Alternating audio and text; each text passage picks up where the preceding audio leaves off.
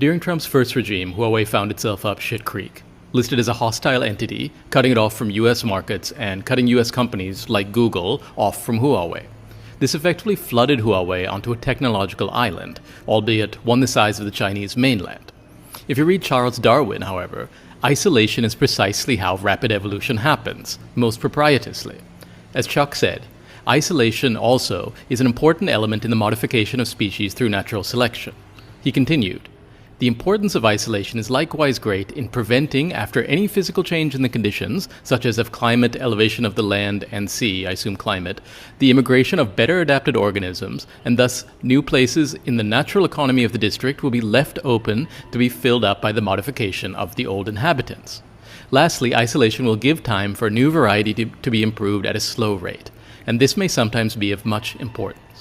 This is why The Origin of Species was written around the Galapagos and other isolated islands. You could simply see more evolution happening there in isolation.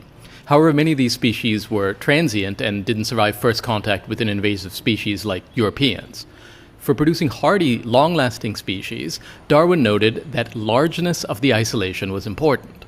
As Chuck also said, "Although isolation is of great importance in the production of new species, on the whole, I'm inclined to believe that the largeness of area is still more important, especially for the production of species which shall prove capable of enduring for a long period and of spreading widely."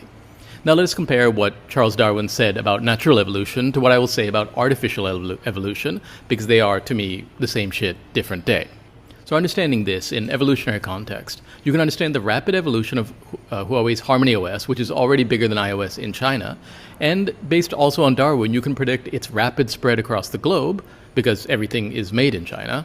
America tried to isolate China on an island, but missed the point that it was the biggest, richest island in the world, and that they themselves were a transient species on their own occupied turtle island. So when a farce of nature like Donald Trump meets the productive forces of communism, this is what you get. HarmonyOS.